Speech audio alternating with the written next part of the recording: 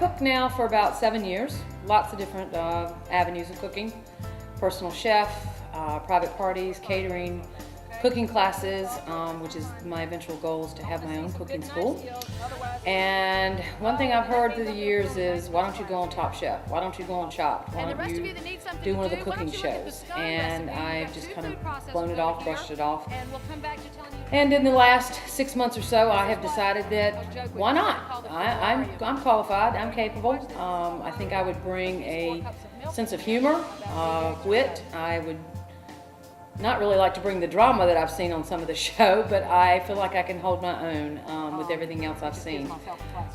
But I think I would bring to the show certainly a good balance, not one of the younger generation, but I think as a woman and I think as a middle-aged woman that I would bring a lot to the show. So I decided that I was going to be in food full time, and what turns out to that was a culinary degree. And then in the meantime, part of my internship was actually at a restaurant locally here, and the internship was went about 6 months or so. I learned an incredible amount there. I absolutely loved doing it. I was working in a restaurant environment. I don't want to be in a restaurant. That's not my life's dream. I find working with the various students in my cooking classes particularly, and working with my clients in the catering, that you know, you let them know that you are as real as they are.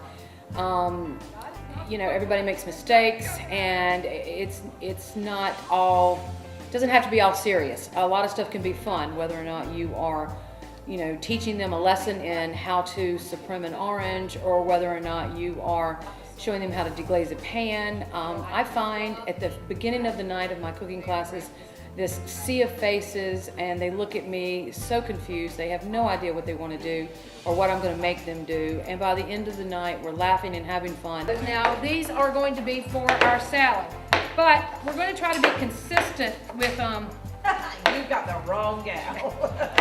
No. We're going to try to be consistent with our avocado slices. Okay. Yes. Consistent. These two right there. It means a lot to me when people have the food that I fix and I see the satisfied looks on their faces, or I hear the satisfied noises that they make.